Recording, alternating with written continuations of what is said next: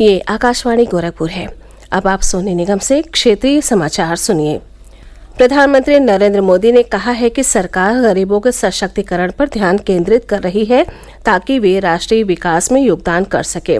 नई दिल्ली में economic times वैश्विक व्यापार सम्मेलन में श्री मोदी ने कहा कि सरकार ने तय किया है कि गवर्नेंस के हर सिंगल एलिमेंट को री इमेजिन किया जाएगा और री इन्वेंट किया जाएगा। प्रधानमंत्री ने कहा कि उनकी सरकार ने पिछले 9 वर्षों में 3 करोड़ गरीब परिवारों को पक्के मकान उपलब्ध कराए हैं। उन्होंने कहा कि सरकार ने अब तक प्रत्यक्ष लाभ अंतरण के तहत 28 लाख करोड़ रुपए अंतरित किए हैं। श्री मोदी ने कहा कि प्रधानमंत्री गति शक्ति राष्ट्रीय मास्टर प्लान से बुनियादी ढांचा निर्माण, क्षेत्र विकास तथा जन विकास में तेजी आ रही है। उन्होंने कहा कि आज भारत की वृद्धि दर बढ़ने से विश्व की वृद्धि दर में भी बढ़ोतरी होती है। उन्होंने कहा कि G20 ने एक विश्व, एक परिवार, एक भविष्य का नारा दिया है और इसमें विश्व की कई चुनौतियों का समाधान निहित है। केंद्रीय पेंशन और पेंशनभोगी कल्याण विभाग अगले महीने की 17 तारीख को वीडियो कॉन्फ्रेंस के जरिए देशव्यापी पेंशन अदालत आयोजित करेगा। इस अदालत का उद्देश्य मौजूदा नीति दिशा निर्देशों के ढांचे के भीतर पेंशनभोगियों की शिकायतों का समाधान करना है। विभाग ने लंबित पेंशन मामलों और वाद की शिकायतों, मुख्य रूप से 80 वर्ष और उससे अधिक आयु के वरिष्ठ नागरिकों के पेंशन मामलों और परिवार पेंशन मामलों के तुरंत समाधान पर बल दिया है। केंद्र सरकार ने महंगाई पर नियंत्रण पाने के लिए खुले बाजार में ई नीलामी बिक्री योजना के तहत गेहूं के आरक्षित मूल्य को और कम कर दिया है। घटी हुई कीमत अगले महीने की 31 तारीख तक लागू रहेगी। विभिन्न श्रेणी के गेहूं के लिए 2,150 रुपये और 2,125 रुपये प्रति क्विंटल आरक्षित मूल्य निर्धारित किया गया है। उपभोक्ता कार्य मंत्रालय ने कहा कि आरक्षित मूल्य में कमी से उपभोक्ताओं को गेहूं और इससे निर्मित उत्पाद सस्ती दरों पर मिलेंगे।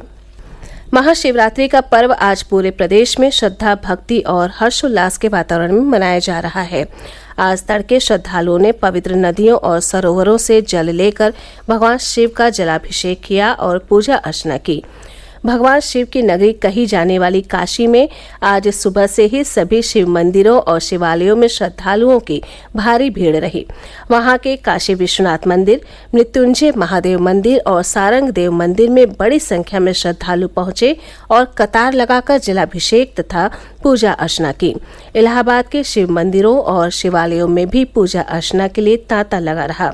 वहां संगम तट पर चलने वाले माघ मेले के आखिरी दिन महाशिवरात्रि के अवसर पर बड़ी संख्या में श्रद्धालुओं ने संगम और गंगा नदी के अलग अलग घाटों पर स्नान किया और उसके बाद शिव मंदिरों में जाकर भगवान शिव की पूजा की।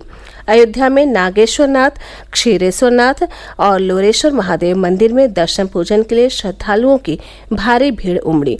देवरिया जिले के रुद्रपुर में दुग्धेश्वर नाथ मंदिर, सलेमपुर में दीर्घेश्वर नाथ मंदिर और कुशीनगर जिले में कुबेरनाथ मंदिर में हर हर महादेव के जयकारे के बीच लोगों ने भगवान शिव को जल चढ़ाया। गोरखपुर जिले के भवापार स्थित मुंजेश्वर नाथ मंदिर, झारखंडी महादेव मंदिर, मुक्तेश्वर नाथ मंदिर सहित सभी शिव मंदिरों और शिवालयों में श्रद्धालुओं की भारी भीड़ देखी गई। महाराजगंज, बस्ती, संत कबीर नगर, सिद्धार्थनगर, आजमगढ़, जौनपुर, मऊ जिलों के शिव मंदिरों में भी श्रद्धालुओं की भारी भीड़ उमड़ी।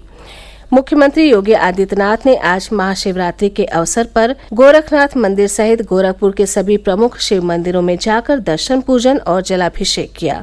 भगवान शिव की आराधना के बाद उन्होंने प्रदेशवासियों के आरोग्यमय और सुख तथा शांतिमय जीवन की मंगल कामना की। प्रधानमंत्री टीबी मुक्त भारत अभियान के तहत 20 फरवरी से 5 मार्च तक प्रदेश भर में विशेष अभियान चलाया जाएगा। लखनऊ में कल इस अभियान को आगे बढ़ाने के लिए राज्य स्तरीय मीडिया संवेदीकरण कार्यशाला का आयोजन किया गया, जिसमें प्रदेश के उप मुख्यमंत्री ब्रजेश पाठक ने हिस्सा लिया। उप मुख्यमंत्री ने बताया कि अभियान के तहत टीबी रोगियों की पहचान की जाएगी और उन्हें निःशुल्क इलाज उपलब्ध कराया जाएगा। प्रधानमंत्री ने 2025 तक भारत को टीबी मुक्त करने का आह्वान किया है। उन्होंने कहा कि प्रदेश की राज्यपाल के आह्वान पर सभी मंत्री और विधायक टीबी से पीड़ित मरीजों को गोद लेकर उनका संपूर्ण इलाज करा रहे हैं। इस अभियान से सभी को जुड़ना चाहिए। इसी के साथ ये समाचार बुलेटिन समाप्त हुआ। नमस्कार।